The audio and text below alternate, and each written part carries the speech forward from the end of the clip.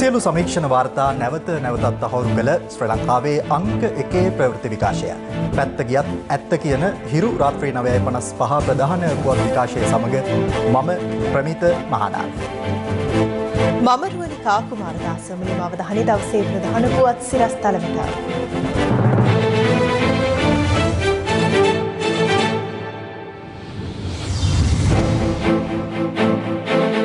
පාස්කු ප්‍රහාරයට මෛත්‍රීට අපරාධ නඩු පැවරීමේ හැකියාව සලකා බලන්න. වහබ්වාදය අන්තවාදී ඉස්ලාම් සංවිධාන සහ බොදුබල සේනාව තහනම් කරන්න. ජනපති කොමිසමෙන් නිර්දේශ. පාකිස්තාන බෞද්ධ සිද්ධස්ථාන නැරවීමට අගමැති ඉම්රාන්ගෙන් මෙරට ජනතාවට ඇරයුම්. දෙරට අතර සහයෝගීතාව වෙනුවෙන් අවබෝධතා ගිවිසුම් 5ක්. මානව හිමිකම් කොමසාරිස්වරියගේ ශ්‍රී ලංකාව සම්බන්ධ අභූත චෝදනා පිළිගන්න එපා. දිනේෂ් මානව හිමිකම් සැසිය අමතමින් කියයි. සල්ලි අච්චු ගැසූ බව රාජ්‍ය ඇමති කබ්‍රාල් පිළිගනී. අපි ගොඩේ ඊළගෙන යන්නේ වැහිර වෙලාවටනේ. ඉතින් ඒ වෙලාවට තමයි මුදල් අච්චු ගහලා දෙන්න ඕනේ මිනිස්සුන්ට. ඉල්ලීම් කිහිපයක් මුල් කරගනිමින් සුව සේවකයෝ සෞඛ්‍ය අමාත්‍යාංශයට කඩාවදී. භූමදානය ඉල්ලා මුස්ලිම් ජනතාවත් මහමගට. උපුල් තරංග ජාත්‍යන්තර ක්‍රිකට් පිටියට සමුදෙයි. ධර්ම සාධකයි කිරිල්ටන් නව්‍යකරණයේ ජවය. රටේ හැම තැනම PE+ බ්ලූටෙක් වතුර ටැංකිය වතුර මිතුරා. සිරුරෙදින් easy lazy වාස. පළවෙනි වොෂින් මැෂින් එක. අපේ දණ්ඩ නීති සංග්‍රහයේ සුදුසු විධිවිධාන යටතේ හිටපු ජනාධිපති මෛත්‍රීපාල සිරිසේන මහතාට එරෙහිව අපරාධ නඩු පැවරීම නීතිපතිවරයා විසින් සලකා බැලිය යුතු බව පාස්කු ප්‍රහාරය විමර්ශනය කළ ජනාධිපති පරීක්ෂණ කොමිෂන් සභාව නිර්දේශ කර තිබෙනවා. එහි අවසන් වාර්තාව ජනාධිපතිවරයා ඊයේ පස්වරුවේ කැබිනට් මණ්ඩලය වෙත ඉදිරිපත් කර තිබූ අතර එය අද ජනාධිපති ලේකම් කාර්යාලය මගින් කතානායකවරයා වෙත බාර කෙරුණා. දවසේ පුවත. පාස්කු ප්‍රහාරය සම්බන්ධයෙන් විමර්ශනය කළ ජනාධිපති පරීක්ෂණ කොමිෂන් සභාවේ අවසන් වාර්තාවේ පිටපතක් කතානායකවරයා වෙත අද බහර දෙනු ලැබුවේ ජනාධිපතිවරයාගේ නීති කටයුතු පිළිබඳ අධ්‍යක්ෂ ජනරාල් හරිගුප්තා රෝහණදීර මහතා විසින්. පාස්කු ප්‍රහාරය පිළිබඳ වාර්තාව දැන් මම බාර අරන් තියෙන්නේ. මට ලැබුණු පිටපත මම දැන් පුස්තකාලයේ තියෙනවා. ඔබතුමාලා ඕන කෙනෙකුට ගිහිල්ලා මේ පරිශීලනය කරන්න පුළුවන්. පාස්කු කොමිසමේ අවසන් වාර්තාවෙන් නිර්දේශ ගණනාවක් සහ නිගමන 10ක් ඉදිරිපත් කර තිබෙනවා.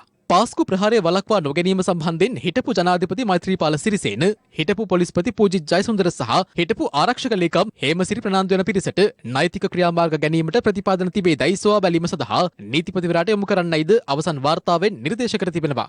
හිටපු ජනාධිපති මෛත්‍රීපාල සිරිසේන 2019 අප්‍රේල් 16 සිට 21 දක්වා ඉන්දියාවට සහ සිංගප්පූරුවට යන අවස්ථාවේදී ආරක්ෂක අමාත්‍ය ධුරය සඳහා කිසිදු වැඩබලන පත්වීමක් ලබා නොදීම හා ප්‍රහාරය පිළිබඳව දැනුම්පත් භාවයක් සහිතව එය සිදු කිරීම තුළින් චේතනාන්විතවම සහරන්ගේ IS තර්ජනයට වග පෑදූ බවත් එයින් ආණ්ඩුක්‍රම ව්‍යවස්ථාව උල්ලංඝනය වන බවත් පැහැදිලි වන බව අවසන් වාර්තාවේ සඳහන්.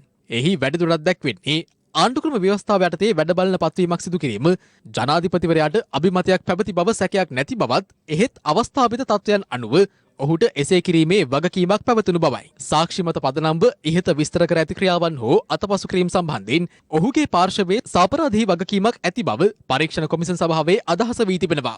දණ්ඩ නීති සංග්‍රහයේ සුදුසු විධිවිධාන යටතේ හිටපු ජනාධිපති මෛත්‍රීපාල සිරිසේන මහතාට එරෙහිව නඩු පැවරීම නීතිපතිවරයා විසින් සලකා බැලිය යුතු බවට පරීක්ෂණ කොමිෂන් සභාවේ නිර්දේශ අතර සඳහන්. ආරක්ෂක අමාත්‍යාංශයේ සෑම විටම ජනාධිපතිවරයා යටතේ පැවතිය යුතු යයිද නිර්දේශ කර තිබෙනවා.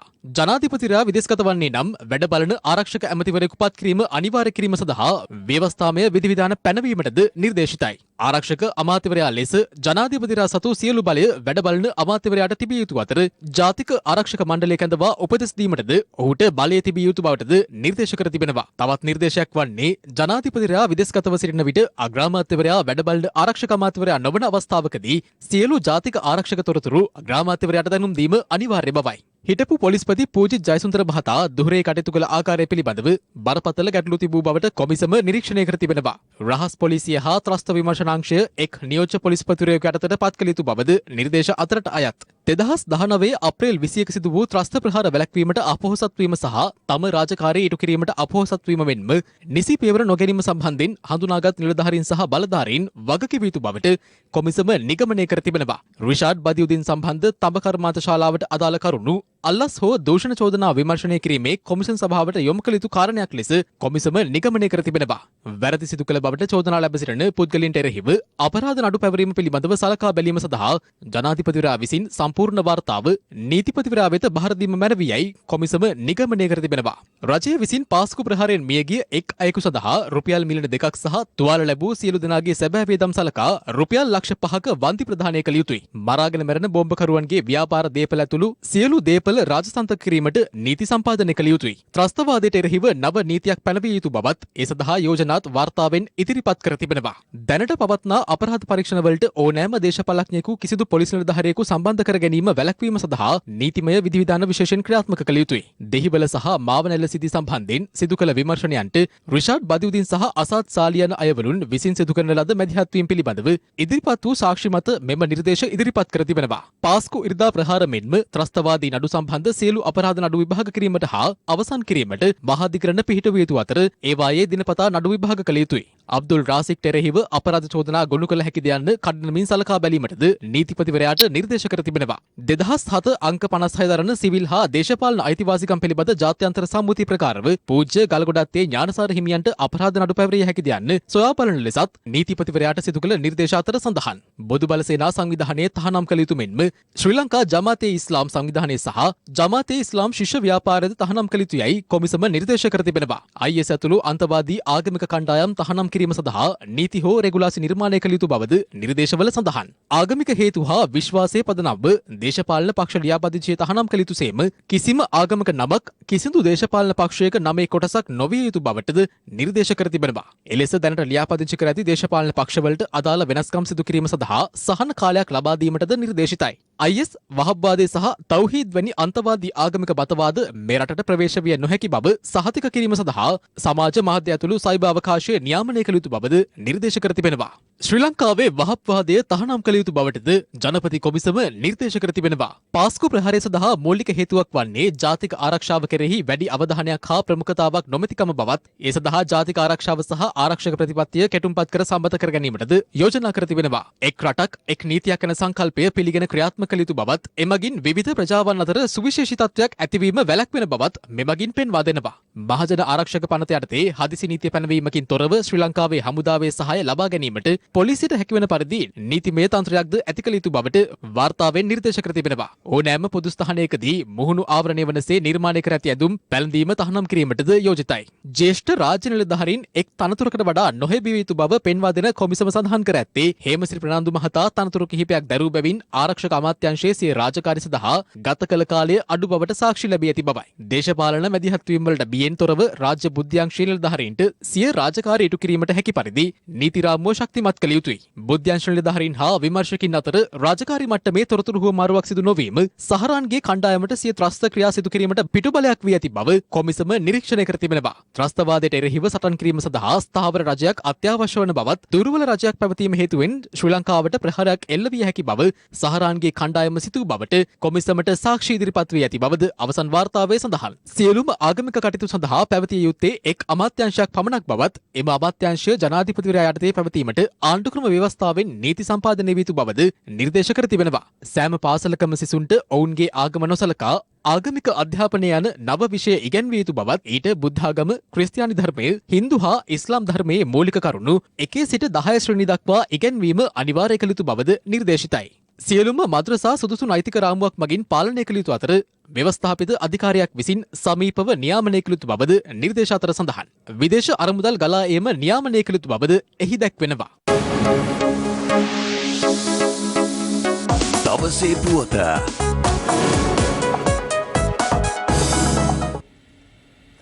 මේ අතර පාස්කු ප්‍රහාරය පිළිබඳ ජනාධිපති කොමිෂන් සභාව වාර්තාව පාර්ලිමේන්තුවට ඉදිරිපත් කිරීම සම්බන්ධයෙන් අද පාර්ලිමේන්තුවේදීද අදහස් පළ වුණා. අපි අද බලාපොරොත්තු වුණා පාස්කු ප්‍රහාරය පිළිබඳව වාර්තාව මේ පාර්ලිමේන්තුවේ ඉදිරිපත් කරයි කියලා. පොඩ ඉන්නකෝ. මේ වෙනකොට ඇමතිවරු 6 දෙනෙක්ගේ කමිටුවක් අද පත් කරලා තියෙනවා. කතෝලික සභාව අද ඒ කමිටුව ප්‍රතික්ෂේප කරලා තියෙනවා. ඕලෙවල් වට නැහැ කියලා තමයි මේ කමිටුව කියන්නේ. මේ වාර්තාව මේ පාර්ලිමේන්තුවට ඇයි ඉදිරිපත් කරන්නේ නැත්තේ? ඔබතුමා කියලා ඉවර කරන්නේ. කෝ කට්ටිය කෝ මේ පිළිබඳව වාර්තාව මේ පාර්ලිමේන්තුවට ඉදිරිපත් කරනවාද කියලා පැහැදිලි උත්තරයක් අපිට ආණ්ඩු පක්ෂයෙන් දෙන්න කියන්නේ. ආණ්ඩුව වෙනුවෙන් අපි පැහැදිලිවම ප්‍රකාශ කරනවා පාස්කු කමිෂන් එකේ වාර්තාව කැබිනට් මණ්ඩලයට ඉදිරිපත් කරලා තියෙනවා, පාර්ලිමේන්තුවට ඉදිරිපත් කරනවා. පාස්කු ප්‍රහාරය පිළිබඳව කතා කරන්න කිසිම සදාචාරාත්මක අයිතියක් නැහැ අරින්ට.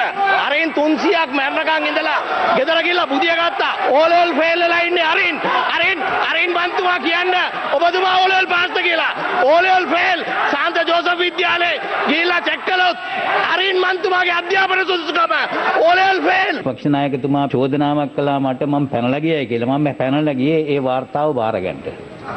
හරිද? ඔබතුමා ඒක වැරදිද කියලා කියනවනම් මම දන්නේ නැහැ කොච්චර දුරටදී මම නියෝජ්‍ය කතානායකතුමා මේ ආසනයේ ඉඳලා මම ගියේ ඒ වාර්තාව බාර ගන්න.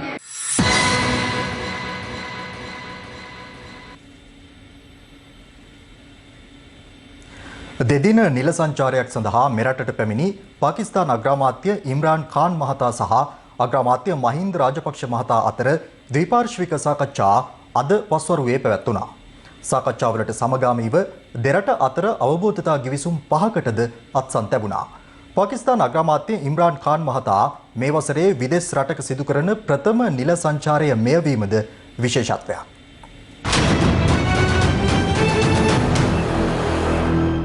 ශ්‍රී ලංකා සහ පාකිස්තාන සම්බන්ධතා තවදුරටත් ශක්තිමත් කරගැනීමේ අරමුණින් පාකිස්තාන අග්‍රාමාත්‍ය ඉම්රාන් ખાන් මහතා අද පස්වරු 4ට පමණ කටුනායක ජාත්‍යන්තර ගුවන්තොටුපොළින් ශ්‍රී ලංකාවට පැමිණියා. ඒ පාකිස්තාන ගුවන් හමුදාවට අයත් විශේෂ ගුවන් යානයකින්. පාකිස්තාන අග්‍රාමාත්‍යවරයා 2021 වර්ෂය සඳහා සිය පළමු නිල සංචාරය ආරම්භමින් තමයි මේ ආකාරයට ශ්‍රී ලංකාවට පැමිණියේ. පාකිස්තාන අග්‍රාමාත්‍යවරයා ප්‍රමුඛ දූත මණ්ඩලය පිළිගැනීම සඳහා ශ්‍රී ලංකා අග්‍රාමාත්‍ය මහින්ද රාජපක්ෂ මහතා කටුනායක ජාත්‍යන්තර ගුවන්තොටුපළට පැමිණ සිටියා.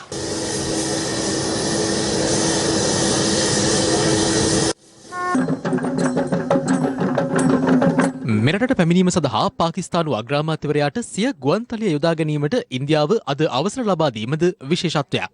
දෙරටේ ජාතික ගීතයන් වාදනය කිරීමෙන් අනතුරුව රාජ්‍ය නායකයෙකුට පිරිනැමෙන සම්මාන මුරේ සහ කාලතුවක්කු වෙඩිපුර 19ක උත්තමාචාර්ය පාකිස්තානු අග්‍රාමාත්‍යවරයා වෙත පිරිනැමුණා. අනතුරුව සිදු කෙරුණේ දෙපාර්ශවයේ නියෝජිතින් හඳුන්වා දීමයි. පාකිස්තානු අග්‍රාමාත්‍යවරයා සමග එරට විදේශ කටයුතු අමාත්‍යවරයා, වාණිජ්‍ය කටයුතු අමාත්‍යවරයා සහ විදේශ කටයුතු ලේකම්වරයාද එක්ව සිටියා. රෙදිපිලි සහ ඇඟලුම්, ඖෂධ, කෘෂි ආහාර, වෙළඳ භාණ්ඩ, ක්‍රීඩා භාණ්ඩ, මැණික් හා ස්වර්ණාභරණ ඇතුළු අංශ ගණනාවක ව්‍යාපාරිකයන්ගෙන් සමන්විත ඉහළ පෙළේ ව්‍යාපාරික හා ආයෝජන නියෝජිත කණ්ඩායමක්ද මෙම සංචාරයට එක්ව සිටිනවා. අග්‍රාමාත්‍ය ඉම්රාන් ખાන් මහතා අමුත්තන්ගේ සමරු පොතේ සටහනක් තබනු ලැබුවේ හඳුන්වා දීමේ කටයුතු වලින් අනතුරුවයි. පසුව ද්විපාර්ශ්වීය සාකච්ඡා සඳහා පාකිස්තාන අග්‍රාමාත්‍යවරයා අරලියගහ මන්දිරය වෙත පිටව ගියා. දිවෙනට පැමිණේ අග්‍රාමාත්‍ය ඉම්රාන් ખાන් මහතා පසුව පැමිණියේ අරලියගහ මන්දිරයටයි. ඒ අග්‍රාමාත්‍ය මහින්ද රාජපක්ෂ මහතා සමග දෙරට අතර පවතින ද්විපාර්ශ්වික සම්බන්ධතා සම්බන්ධයෙන් සාකච්ඡා කිරීමටයි.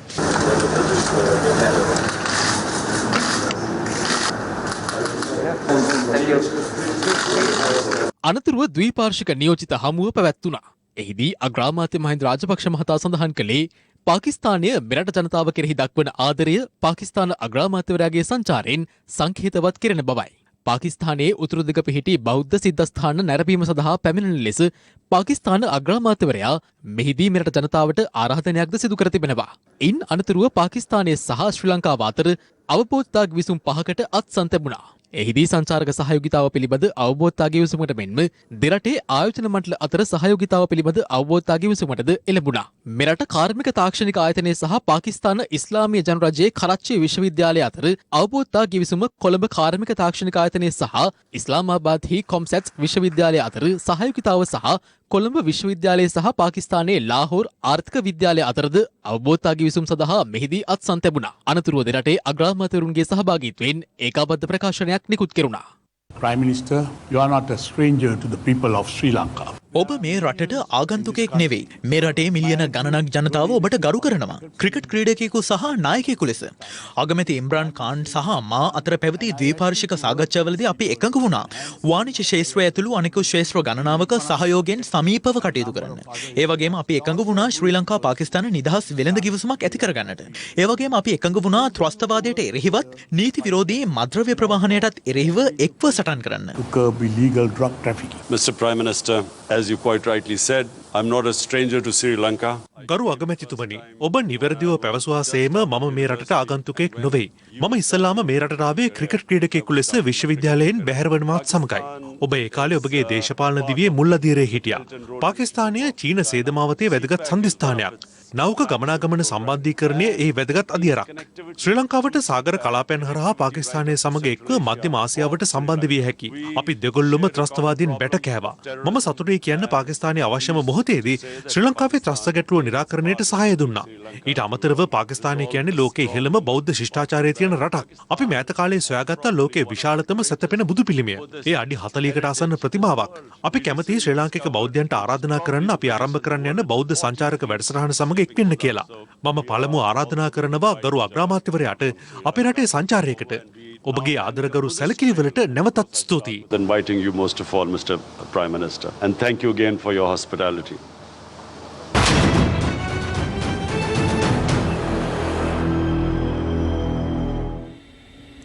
දේශපාලන අරමුණු මුදුන්පත් කර ගැනීමට ශ්‍රී ලංකාවට එරෙහිව ගෙනෙන සියලු යෝජනාවලට එරෙහි වන ලෙසට විදේශ කටයුතු අමාත්‍ය දිනේෂ් ගුණවර්ධන මහතා එක්සත් ජාතීන්ගේ සියලු සමාජික රටවලින් ඉල්ලා සිටිනවා.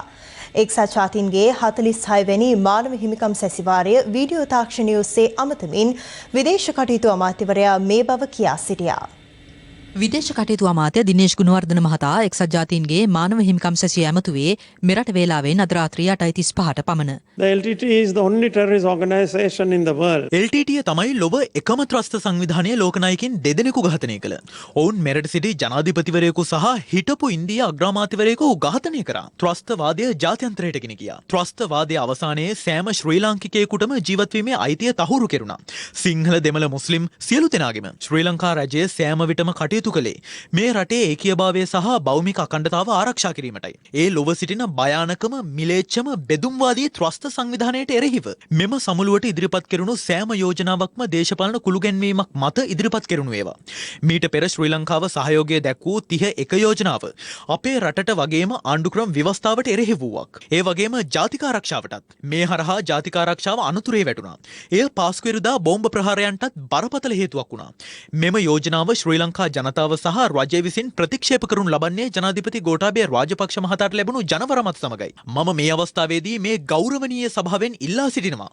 ශ්‍රී ලංකාවට එරෙහිව ගෙන එන යෝජනාවන්ට විරුද්ධ වන්නට අප සමග එකතු වන ලෙස. And support us by rejecting any resolution against Sri Lanka. සියලු සත්වයෝ නිදුක් වෙත්වා, නිරෝගී වේවා, සුවපත් වේවා. මේ අතර මානව හිමිකම් සැසිවාරය ඇමතීමට පෙර ආශිර්වාද ලබා ගැනීම සඳහා විදේශ අමාත්‍ය දිනේෂ් ගුණවර්ධන මහතා පූජ්‍ය ඇල්ලේ ගුණවංශ හිමියන් බැහැදුටුවා. දිගින් දිගටම ජාත්‍යන්තර ප්‍රශ්න තව එනවා ඉස්සරහට. අපි ඒව නොදෙන ඉන්නව නෙවෙයි. හැබැයි රජයත් ඒව කල්පනා කරලා අර වඳුරු ගෙවල් හදන්න වගේ වැස්ස කාලෙට කොලාත්ත කඩාගෙන ඇවිල්ලා ඔලුවට තියාගෙන ඉඳලා හරියන්නේ නැහැ. මේකට ස්ථීරසාර වෙනම ආයතනයක් පිටවල විදේශ අමාත්‍යාංශයට බද්ධ කරලා ඒකට දේශප්‍රේමී මිනිස්සු පත් කළා. බෝනගේන්කාරයෝ නෙවෙයි. මේ බෝනගේන්කාරයොත් එක්ක කරන්න බෑ මේවා. මේ රට රැක ගන්න මේ රටේ අක්මුල් හඳුනගත්ත මිනිස්සු ඉස්සරහට ගන්න කියලා ආණ්ඩුවටත් මතක් කරනවා. අපි මේ ආණ්ඩුව හදන්න මුල් වෙච්චා. හැබැයි බුද්ධ මේ විහාර දේවාල ගම්පනත 9 වෙනි වගන්තිය බුද්ධාගම සුරක්ෂිත කොට පෝෂණය කරන අතර ප්‍රමුඛ ස්ථානයේ පිරිනමන්නේ කියන වගන්තිත් පොඩි ප්‍රශ්න ඇති කරනවා දැන්. ඒවට ලේස්ති වෙන්න එපා. මේ කැබිනට් එකේ ඉන්න ඇතැම් අයට මම කියන්නේ ගැටුම් ඇති කරන්න වචන පාවිච්චි කරන්න එපා. මේ ආණ්ඩුව අරන් දුන්නේ සිංහල බෞද්ධයෝ. ඒක බොරු නෙවෙයි. ඒක මතක තියාගන්න ඔය ඉන්න අනිත් ඇමතිවරු. මොඩ කතා කියන්න එපා රට ඇතුලේ. ඒකට අපිටත් වේදනාවක් තියෙනකොට අපි නෙගටිව් අපි පටන් ගන්න. ඒ වචනේ මේ ආණ්ඩුවට මම කියන්න ඕන. ආදරයට කියන එක හතරක් විදියට හිතනවා නම් ඒක කමක් නැහැ. සිංහල බෞද්ධයන්ගේ ඡන්ද වලින් පාර්ලිමේන්තුවට ගිහිල්ලා අපිට අංකොම් පාන්න එපා. ඕන කපුටෙක් අපේ ඔළුවටින් ගියාට කමක් නැහැ. හැබැයි කූඩු ගහන්න විතරක් වෙන්න එපා කියන පඩිවෙන්නේ ගොන්නුන්ට මම දෙනවා. යෝජනාවලියේ තියෙන්නේ මේ රටේ අභ්‍යන්තර ප්‍රශ්න. ඒ කියන්නේ දේශපාලන ප්‍රශ්න ගැන තමයි උන් වැඩිපුරම සඳහන් කරන්නේ. ඒකෙන් පෙන්눔 කරනවා මේ යෝජනාව දේශපාලන යෝජනාවක් මිසක් මානව අයිතිවාසිකම් පිළිබඳ යෝජනාවක් නෙමෙයි. අපේ තානාපති කාර්යාලය ශක්තිවත් මැදිද මේක වසර 12 තිස්සේ ඇදෙන මේ ප්‍රශ්නයට පිළිතුරක් ලබා දෙන්නේ. අපේ තානාපති කාර්යාලය Tamanට ඉෂ්ට කළ හැකි කාර්යය ඉෂ්ට කරමින් තිබෙනවා. ලංකා අනුක්‍රමයේ ඉෂ්ට කරන්න බැරි දේවල් කරන්න කියලා අපිට පිටරටට බාර දෙන්න බෑනේ. මේ යෝජනාවට හොඳ පිළිතුරක් දෙන්න බලාපොරොත්තු වෙනවද අවසානයේ? යෝජනාව නම් තවම ඉදිරිපත් කළා නැහැ. ඉදිරිපත් කළා තියෙන වාර්තා විතරයි. යෝජනාව ගේන බව බ්‍රිතාන්‍යයේ විදේශ ඇමතුමා ඊයේ සමුළුව ඇමතලා කිව්වා. ඉතින් ඒ ගේන යෝජනාව වගන්ති මොකද්ද තියෙන්නේ මොකද්ද කියලා බලලා පිළිතුරු දෙන්න අපේ කකුල් දෙකෙන් හිටගෙන ධනෙන් වැටෙන්නේ නැතුව පුළුවන් බව ශ්‍රී ලංකාවාසී ජනතාව වෙනුවෙන් අපි ප්‍රකාශ කරනවා. ඉන්දියාවෙන් කොවිෂීල්ඩ් එන්නත් මාත්‍රා කෝටියක් මිලදී ගැනීම සඳහා ඇමරිකානු ඩොලර් මිලියන 52.5ක් වෙන් කිරීමට කැබිනට් අනුමැතිය හිමිව තිබෙනවා. මේ අතර ජනාධිපති ගෝඨාභය රාජපක්ෂ මහතා සහ අග්‍රාමාත්‍ය මහින්ද රාජපක්ෂ මහතාද කොවිෂීල්ඩ් එන්නත ලබාගත් බව අද පැවති කැබිනට් තීරණ දැනුම් දීමේ ප්‍රවෘත්ති සාකච්ඡාවේදී සඳහන් වුණා.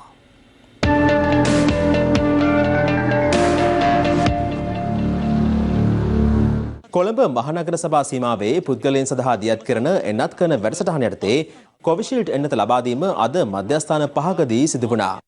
එදී පුද්ගලයන් 4500කට පමණ එන්නත් ලබා දී තිබෙනවා. එය අනුව හයිඩ් පිටියේදී සහ ඇල්විටිගල මහල් නිවාස සංකීර්ණයේදී එන්නත් කරන කටයුතු අද මෙලෙස සිදු වුණා. මෙම වැඩසටහන යටතේ කොළඹ මහනගර සභා සීමාවේ පුද්ගලයන් 7400කට පමණ ඊයේ කොවිඩ් මර්ධන එන්නත් ලබා දී තිබෙනවා.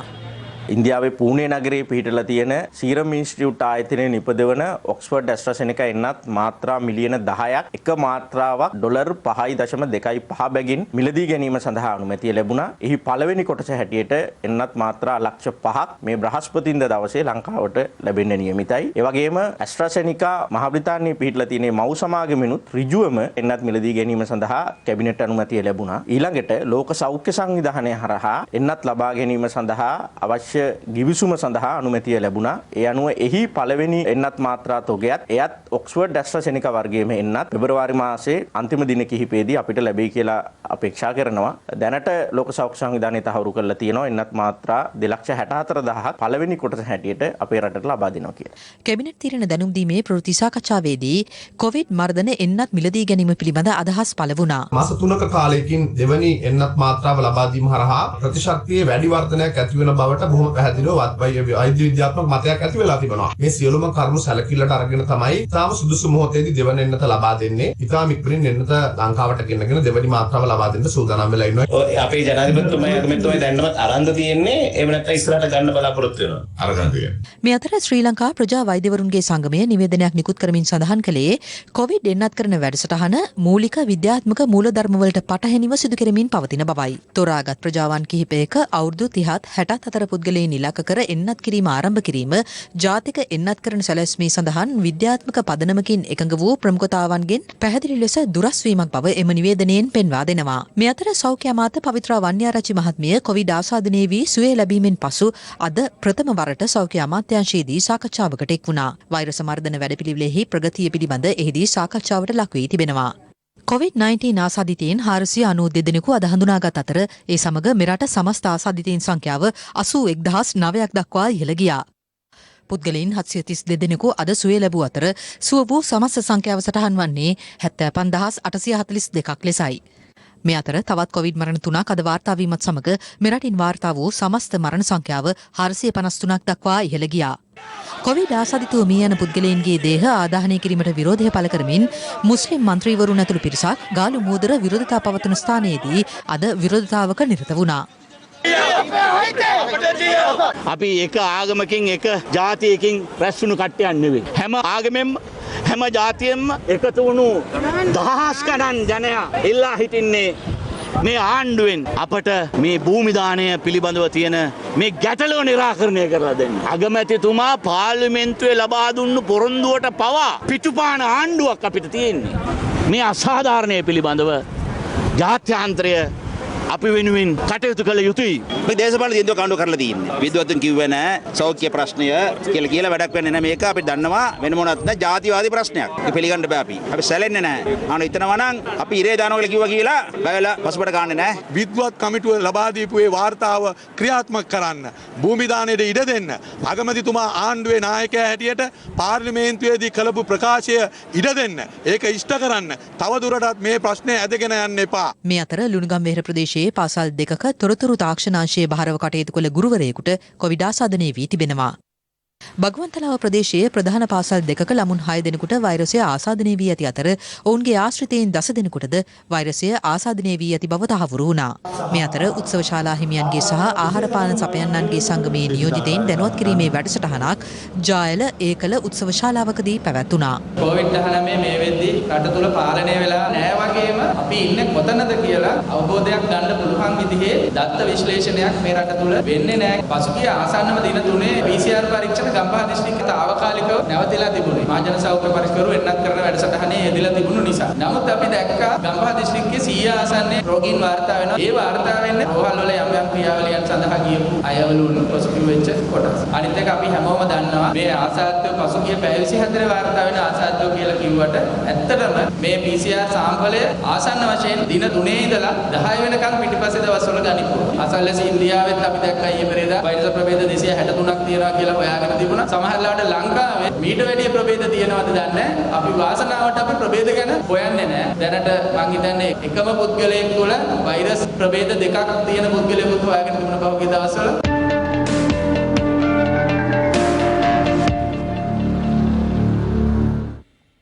ඉල්ලීම් 11ක් වෙනුවෙන් සෞඛ්‍ය අමාත්‍යාංශ ලේකම් මේජර් ජෙනරාල් සංජීව මුණසිංහ මහතා ඇතුළු නිලධාරීන් සමග පැවති සාකච්ඡාව අසාර්ථක වූ බව ඒකාබද්ධ සෞඛ්‍ය සේවක සංගමය පවසනවා.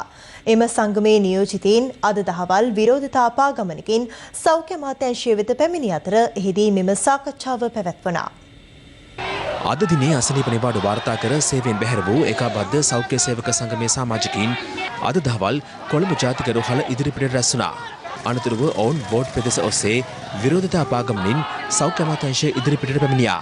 මෙම විරෝධතාව හේතුවෙන් ලිප්ටන් වටරවුම ආශ්‍රිත ප්‍රදේශයේ දැඩි රථවාහන තදබදයක් ද තිබුණා.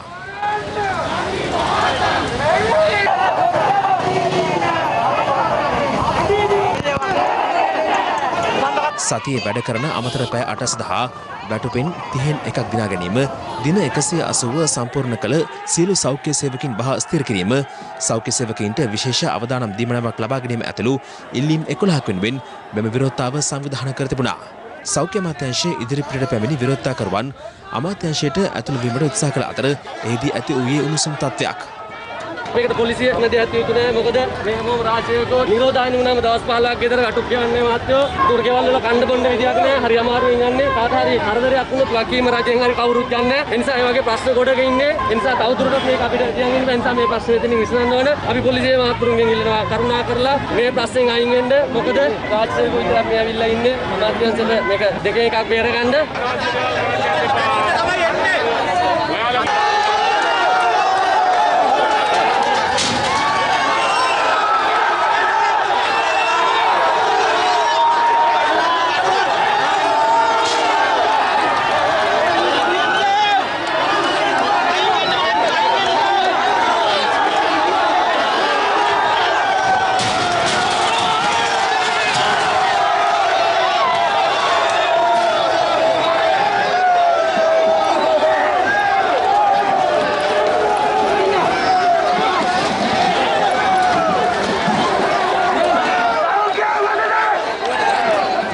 සෞඛ්‍ය අමාත්‍යාංශ භූමියට ඇතුළු වූ විරෝධතාකරුවන් පාලනය කිරීමට පොලිසියට දැඩි පරිශ්‍රමයක් දැරීමට සිදු වුණා.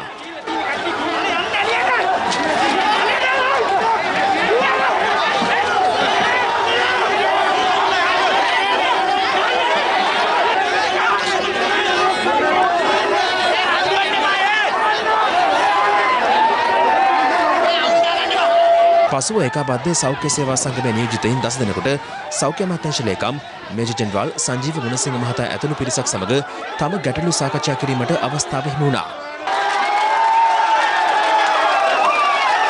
පැය 3ක් පමණ පැවති සාකච්ඡාවෙන් අනතුරුව විකාබද්ධ සෞඛ්‍ය සේවක සංගමේ නියෝජිතයින් මාධ්‍ය වෙත අදහස් පළ කළා.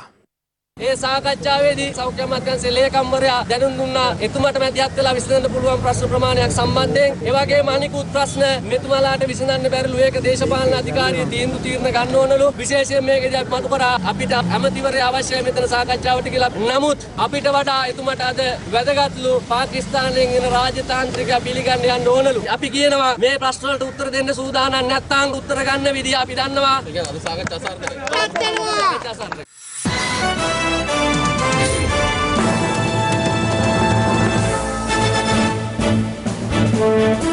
පසුගිය සමයේ රුපියල් බිලියන 48ක මුදල් අච්චු ගැසූ බව මුදල් රාජ්‍ය අමාත්‍ය අජිත් නිවාඩ් කබ්‍රාල් මහතා පවසනවා. ඔහු මේ අදහස් පළ කළේ හිරු ප්‍රවෘත්ති සමග කළ සම්මුඛ සාකච්ඡාවකට එක්වෙමින්.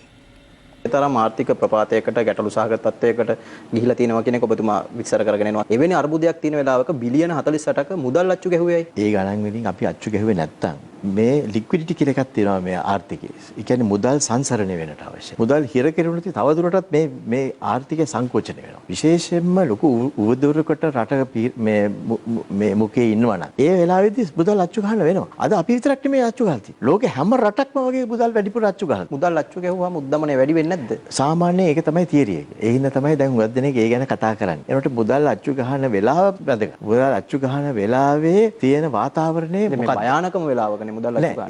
ඒ භයානක වෙලාවේ ඒක අනිත් පැත්ත වෙන්නේ මෙතනදී. භයානක වෙලාවේදී ආර්ථික කටයුතු සංකෝචන වෙන වෙලාවක මුදල් අච්චු ගහවට ප්‍රශ්නයක් වෙන්නේ. අපි කොඩේ ඊළගෙන යන්නේ වැහිර වෙලාවටනේ. ඉතින් ඒ වෙලාවට තමයි මුදල් අච්චු ගහලා දෙන්න ඕනේ මිනිසුන්. එතකොට තමයි මිනිස්සු ඒ වෙලාවේ මුදල් සංසරණය වෙන්න පටන් ගන්නවා. ඊට පස්සේ ඒකේ රිස්ක් එක වැඩි වෙනකොට ආයෙ ගන්න පුළුවන්. අඩු කර ගන්න පුළුවන්.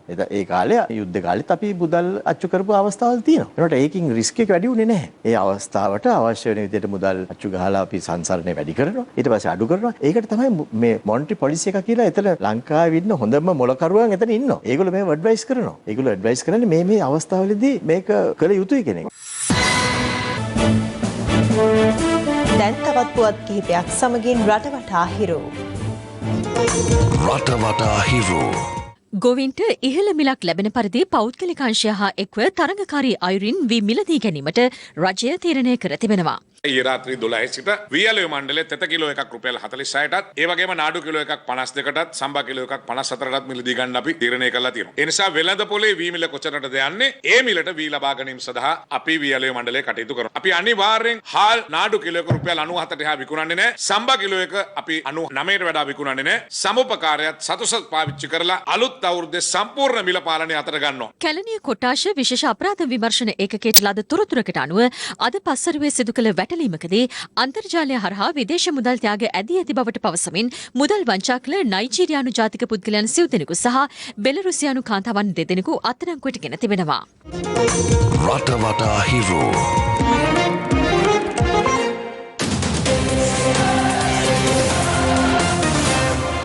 බටහිර ඉන්දිය කොදෙව් කණ්ඩායම සමගින් ටෙස්ට් එක්දින සහ පන්දුවාර 20 ක්‍රිකට් තරගාවලියකට සහභාගී වීම සඳහා ශ්‍රී ලංකා ක්‍රිකට් කණ්ඩායම අද අලුයම දිවයිනෙන් පිටත්ව ගියා. කෙසේ වෙතත් වීසා ගමන් බලපත්‍රය තාමත් නොලැබීම හේතුවෙන් ශ්‍රී ලංකා පන්දුවාර 20 ක්‍රිකට් නායක දසුන් ශානක ශ්‍රී ලංකා කණ්ඩායම සමගින් දිවයිනෙන් පිටත්ව ගියේ නැහැ. අදාළ ගැටලුව නිරාකරණය කර හැකි ඉක්මනින් ඔහුව බටහිර ඉන්දිය කොදෙව් දේශීය බලා පිටත් කර හරින බව ශ්‍රී ලංකා ක්‍රිකට් ආයතනයේ නිවේදන නිකුත් කරමින් සඳහන් කරනවා. මේ අතර තරගාවලිය සඳහා ශ්‍රී ලංකා කණ්ඩායම පිටත්ව යන්නට හෝරා කිහිපයක් පමණක් ඉතිරිව තිබෙද්දී කණ්ඩායමේ වේගපන්දු පුහුණුකරු ලෙස නම් කර සිටි චමින්ද වාස් එම දුරෙන් ඉල්ලා අස්වීමට තීරණය කළේ සිය කොන්ත්‍රාත් කිවිසුම සම්බන්ධයෙන් මතු වූ ගැටලුවක් මුල් කරගනිමින්. මේ සම්බන්ධයෙන් ශ්‍රී ලංකා ක්‍රිකට් ආයතනයේ නිවේදනයක් නිකුත් කරමින් වාස්ගේ ඉල්ලා අස්වීම දැඩි විවේචනයට ලක් කර තිබුණා. උපුටා ගැනීම බටහිර ඉන්දිය කොදෙව් සංචාරය සඳහා ශ්‍රී ලංකා කණ්ඩායම පිටත්ව යාමට පැය කිහිපයකට පෙර වාස් මහතා සිය ඉල්ලා අස්වීම ප්‍රකාශ කර තිබේ. මේ වන විට මුළු ලෝකයේම ආර්ථික අර්බුදයකට මුහුණ දී සිටින අවස්ථාවක පුද්ගලික මූල්‍ය වාසි මත පදනම්ව වගකීම් විරහිතව යමින් හදිසියෙම දුරෙන් ඉවත්වීම කනගාටුවට කරුණක්. කෙසේ වෙතත් රට වෙනුවෙන් විශිෂ්ට දක්ෂතා දැක්වූ ක්‍රීඩකයෙක් ලෙස සැලකෙන චමින්ද වාස් මහතා වසර ගණනාවක් පුරා රට නියෝජනය කරමින් කළ සේවය ශ්‍රී ලංකා ක්‍රිකට් ආයතන කළමනාකාරීත්වය අගය කොට සැලකනු ඇත. එවැනි වාතාවරණයක් තුළ දැනටමත් තවමත් ලබා දෙනු ලබන වේතනයට අමතරව වැඩිපුර මුදලක් ඉල්ලමින් සිදු කරන ලද අසාධාරණ ඉල්ලීම පරිපාලනය විසින් ප්‍රතික්ෂේප කිරීමේදී මෙවැනි ආකාරයේ හැසිරීම කිසිසේත් අනුමත කළ නොහැකි කරුණක් බව ශ්‍රී ලංකා ක්‍රිකට් ආයතනය වැඩිදුරටත් දැනුම් දී සිටී. උපුටා ගැනීම අවසන්. ඊට ප්‍රතිචාර දක්වමින් සිය නිල ට්විටර් ගිණුමේ සටහනක් තබමින් චමින්ද වාස් පවසන්නේ තමන් සිදු කළ සාධාරණ ඉල්ලීම ශ්‍රී ලංකා ක්‍රිකට් ආයතනය විසින් ප්‍රතික්ෂේප කළ බවයි. කෙදිනක හෝ සත්‍යය ජයගනු ඇති බව ඔහුගේ සටහනේ වැඩිදුරට සඳහන්. මේ අතර අදාළ සිදුවීම සම්බන්ධයෙන් අද පාර්ලිමේන්තුවත් උණුසුම් වුණා. චමින්ද වාස් බටහිර ඉන්දියානු සංචාරයට යන්න ඔහු ඩොලර් 3500ක වගේ මුදලක් අමතරව ඉල්ලුවාය කියන කාරණය මත ක්‍රිකට් පාලක මණ්ඩලය විසින් මාධ්‍ය නිවේදනයක් ප්‍රසිද්ධියේ නිකුත් කරලා ඔහුට විශාල අවමානයක් කළා. අවසාන මොහොතේ ඇවිල්ලා යම්කිසි වැඩි කිරීමක් පිළිබඳව එතුමා ඉල්ලීමක් කළා තියෙනවා. ලක්ෂ 7මාරක මුදලක් ගෙවන්න එකග වෙලා තියෙනවා මේ සංචාරට පමණ. ටුවර් ෆී එකට අමතරව තමයි කරු මණ්ඩලතුමනි මේ ලක්ෂ 7මාර ගෙවන්න ක්‍රිකට් පාලක මණ්ඩලය එකග වෙලා තියෙන්නේ. හැබැයි කෙසේ වෙතත් චමින්ද වාස් මැතිතුමන් මේ ලක්ෂ 7මාර පිළි අරගෙන නැහැ. එතුමා රෙසිග්නේෂන් දීලා තියෙනවා. ගෙවීම පිළිබඳව මෙතන කිසිම ගැටලුවක් නැහැ. අපේ කොහොමද ක්‍රිකට් කමිටියේ සලස්මක් තිබ චමින්ද වාස් මැතිතුමා දීර්ඝ කාලයක් ක්‍රිකට් ගිවිසුමකට ගේන්න.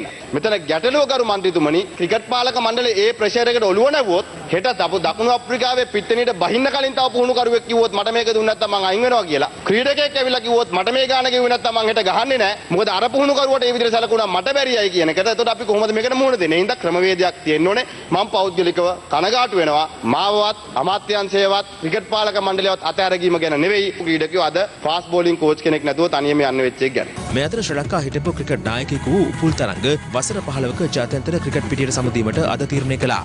ක්‍රිකට් පිටියට සමුදෙන විට තරංග ටෙස්ට් තරග 31ක්, එක්දින තරග 235ක් සහ පන්දුවර 20 තරග 26ක් ශ්‍රී ලංකාව වෙනුවෙන් නියෝජනය කරමින් රැස්කරගෙන තිබූ ජාත්‍යන්තර ලකුණු සංඛ්‍යාව 9112ක්. සූදානම අදට සමුගන්නට. පැත්ත නොගත්